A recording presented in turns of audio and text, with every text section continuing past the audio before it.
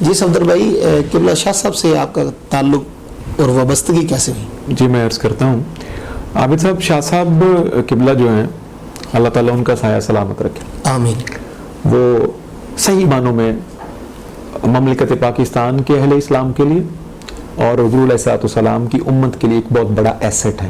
سبحان اللہ. شاہ صاحب اساسہ ہیں ہماری اس امت مرحومہ کا، اور ان جیسے لوگ صدیوں میں پیدا ہوتے ہیں. جب آپ نے بات کی کہ وہ جب گفتگو فرماتے ہیں تو کیا ایک خوبصورتی کا سلسلہ ہوتا ہے، ٹھیک، تو مجھے تو بہرحال یہی معلوم ہوا ہے، محسوس ہوا ہے ان کے سامنے بیٹھ کر بھی، ان کی گفتگو سن کے، سبحان اللہ، کہ مجھے ہمیشہ ایسے ہی لگا ہے کہ جیسے لفظ ان کے سامنے ہاتھ باندھ کے کھڑے ہوتے ہیں. سبحان اللہ. تو وہ جس کو اشارہ کرتے ہیں وہ قریب آتا جاتا ہے، خود منتخب کر کے وہ پھر اس کو پیش کرتے چلے جاتے ہیں. سبحان اللہ. سبحان. یہ ایسی باوقار اور شاندار شخصیت ہیں کہ جو بہت طویل عرصے کے بعد اہل پاکستان کو نصیب ہوئیں، سبحان اللہ. اور جن حالات میں وہ کام کرتے رہے اور آج کے دن تک وہ کام کر رہے ہیں. یہ قبلہ ریاض شاہ صاحب اور حضور شیخ طریقت اور شیخ کریم کا ہی حصہ، انہی کا خاصہ اور انہی کا تخصص ہے. ٹھیک. اور ہونا بھی ایسے ہی چاہیے تھا، کیونکہ ان کی رگوں میں جو خون ہے اللہ وہ خون علی المرتضیٰ ہے. سبحان اللہ. سبحان وہ نسل فاطمۃ الزہرا بطول کے امین ہیں. سبحان اللہ. وہ حسنین کریمین سبحان اللہ. رضوان اللہ علیہم اجمعین کی پاکیزہ نسل کے وارث ہیں.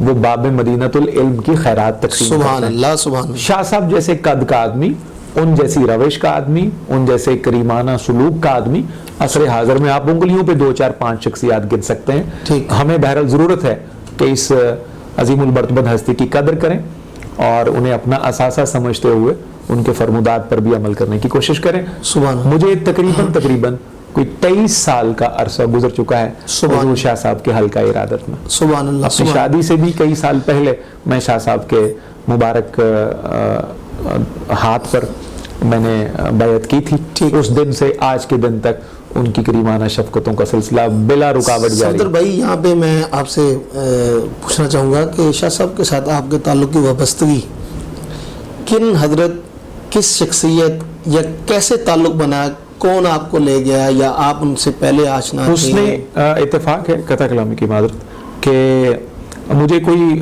کسی نے ریفر نہیں کیا.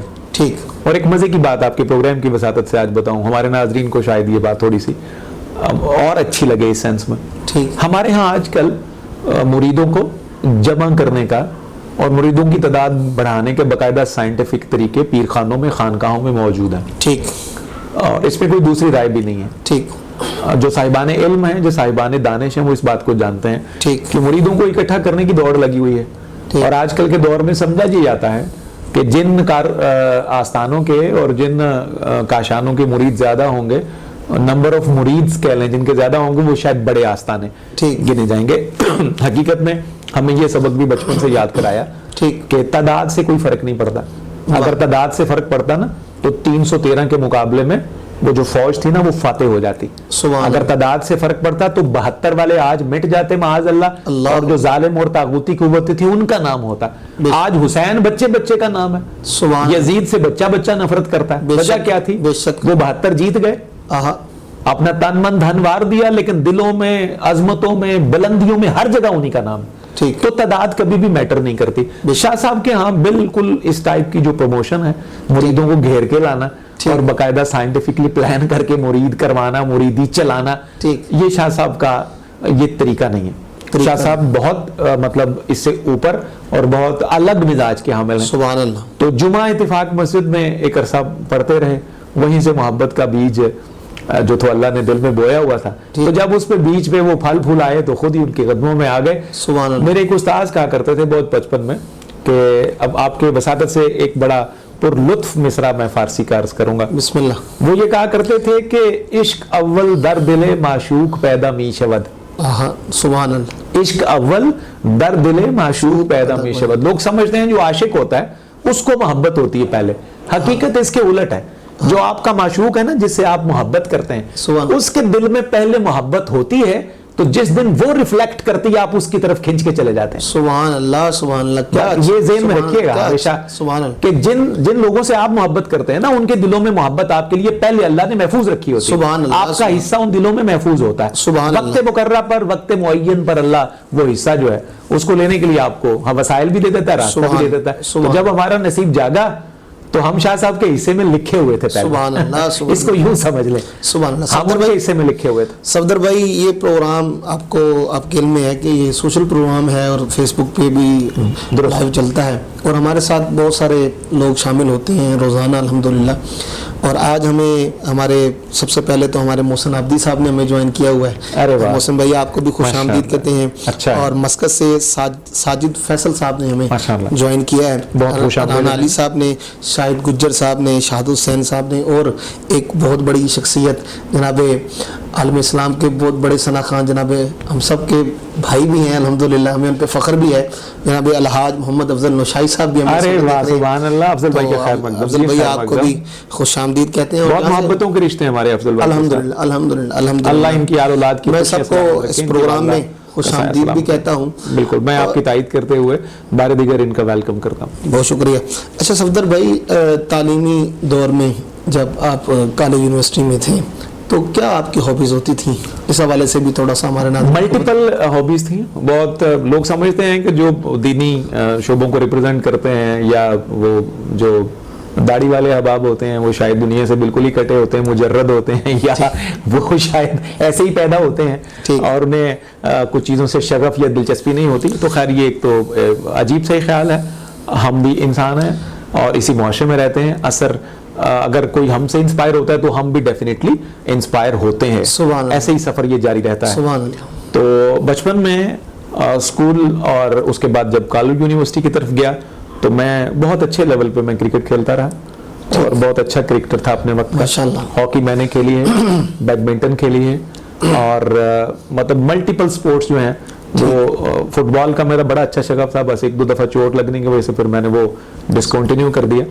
تو 4-5 گیمز کے ساتھ مستقل میرا رابطہ رہتا تھا. پھر جب وقت نہیں ملتا تھا تو پھر وہ جب ٹیپ بال والا زمانہ آیا تو اس سے بھی دل بہلاتے رہے. جب وقت ہارڈ بال کھیلنے کے لیے نہیں ملتا تھا اس سے بھی دل بہلایا.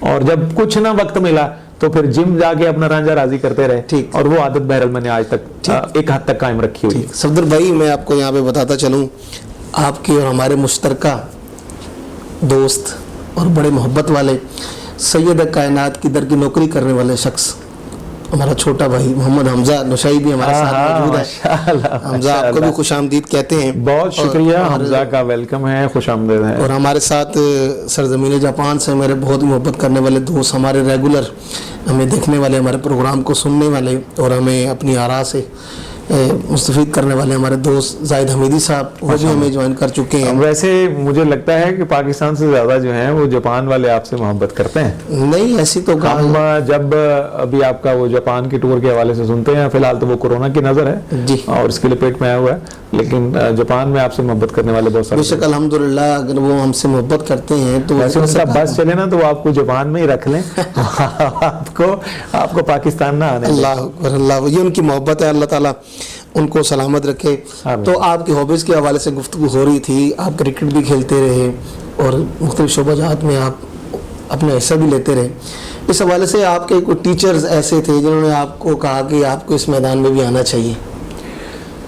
یہ میدان جو تھا نا جی, بیسیکلی آپ یہ سمجھ لیں کہ یہ جو ایک روٹین کی ایکٹیویٹیز ہوتی ہیں اسکول کی, کالج کی, یونیورسٹی کی, یہ اس کا حصہ تو ضرور تھے, لیکن یہ بہرحال اس طرح کا پیشن اور اس طرح کا جنون نہیں تھے جو شعبہ بعد میں اللہ نے ہمارے مقدر میں لکھا. وہ بنیادی طور پہ یہ آپ سمجھ لیں کہ اپنے آپ کو ذرا چاق و چوبند رکھنے والی, چست رکھنے والی اور اپنے آپ کو فٹ فاٹ رکھنے والی ایکٹیویٹیز ہوتی ہیں. یہ الگ بات ہے کہ ہماری موجودہ نسل ان سے محروم ہو گئی. آج صرف موبائل پہ گیمز کھیلنے کا ہی دور ہے.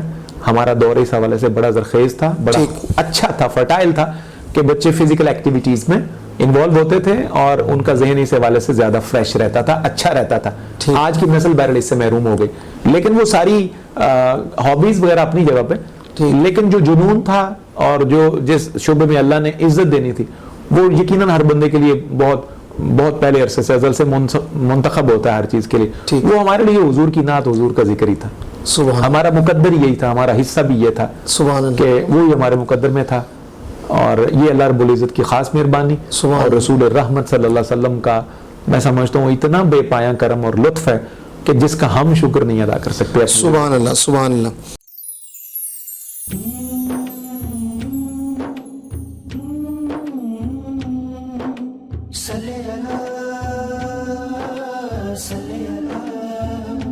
सल्ले